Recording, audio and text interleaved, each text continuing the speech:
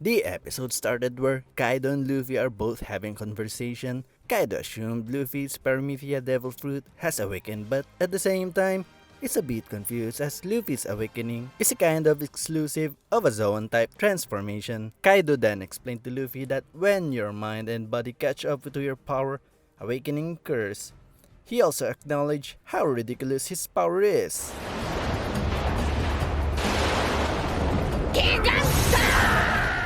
Kaido then continued and told Luffy that he have already lost so much in their battle, all of what he have built, and he also lost all of his subordinates as well as his castle. Kaido also mentioned that Luffy lost so much as well. However, Luffy responded that there are still things that he wanted to get back. Unfortunately, Kaido reassured Luffy that he'll lose more and more because Kaido will take more from Luffy. Luffy and Kaido then resumed their battle at the rooftop of Onigashima. After taking hits from both sides, they paused and suddenly Luffy was coughing due to the fire from the inside of the castle. Kaido said that the floors and the castle are all on fire below, and he emphasized to Luffy that his subordinates are also stuck in the inside, that they will be burned to death. However, Luffy responded to Kaido to never underestimate his subordinates and that he is just focused on taking him down. This part of the episode just showed a leadership quality of Luffy and how he trusts all of his subordinates and his crew, and we just so love that. Just a quick Gear 5 analysis in this episode. It is so cool that Luffy is already being used to this power. He has been creative in evading Kaido's attack. For example, he just stretched his legs to avoid Kaido's demolition gust.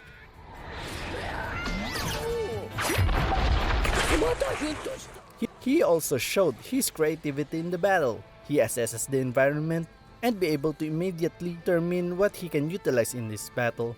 In this case, he saw some lightning in the clouds. More into this later. Lastly, this episode also showed Luffy's control of his power. He already know that in his Gear 5 form that he can implement his idea successfully. Note that Luffy smiled when he got the idea and he was actually laughing about it. A hint that he is so calm and in control of the situation. In the next part of the episode, different parts of Onigashima were all seen, including the performance floor inside the dome where Chopper, Nami, and Otama found each other, the basement inside the castle, the first floor, the fourth floor inside the castle, and lastly, the right brain tower where Frank and Zoro are located. Here is the common context that was noted in these areas, or should we say, in the whole Onigashima.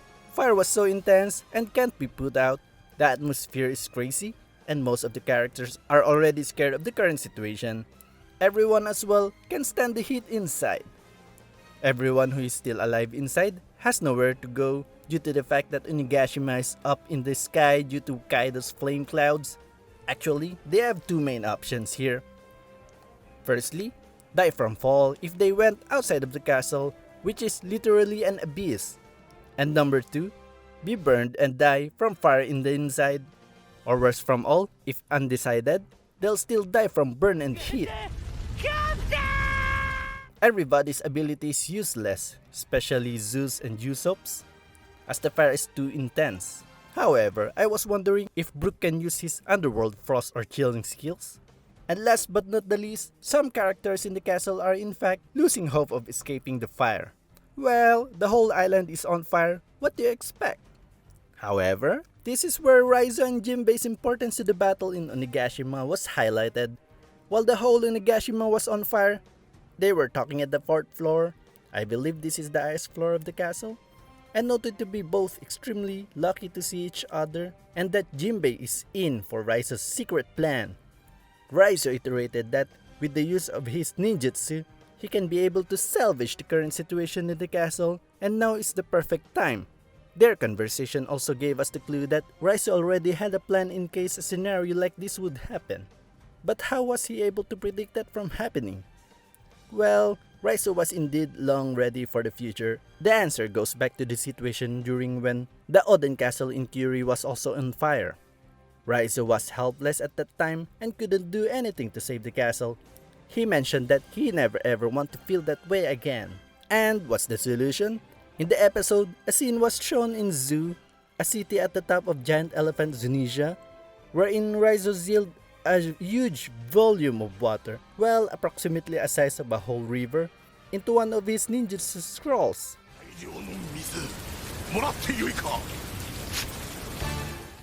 Going back to Onigashima, Raizo then unsealed his scroll and performed his ninjutsu called the Elephant Bath Restoration.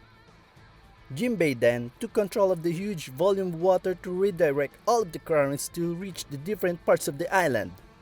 He called his technique Water Heart, Fisherman Jiu-Jitsu, Ocean Current Shoulder Throw. The volume of water was so huge that it is like the current is comparable to a river was literally inside the castle, and the people inside the castle can literally feel the rumble made by the huge amount of water. Raizo and Jinbei then immediately extinguished all of the fire in the different parts of the castle. In the next scene of the episode, Momonosuke and Yamato were talking, and Yamato stressed to Momonosuke that he has to create and sustain his own flame clouds, as Kaido is already reaching his limit, and pointing out that Kaido's flame clouds are the reason why the island is still flying. And these flame clouds will not last much longer. Momonosuke must create his own flame clouds to sustain Onigashima, otherwise Onigashima will fall. Yamato emphasized that they really have no other choice. Up next, the scene went back to where Luffy was flying towards a dark, huge cloud, and then he grabbed a lightning. The episode ended wherein Luffy is again towards Kaido, he holding a very huge lightning.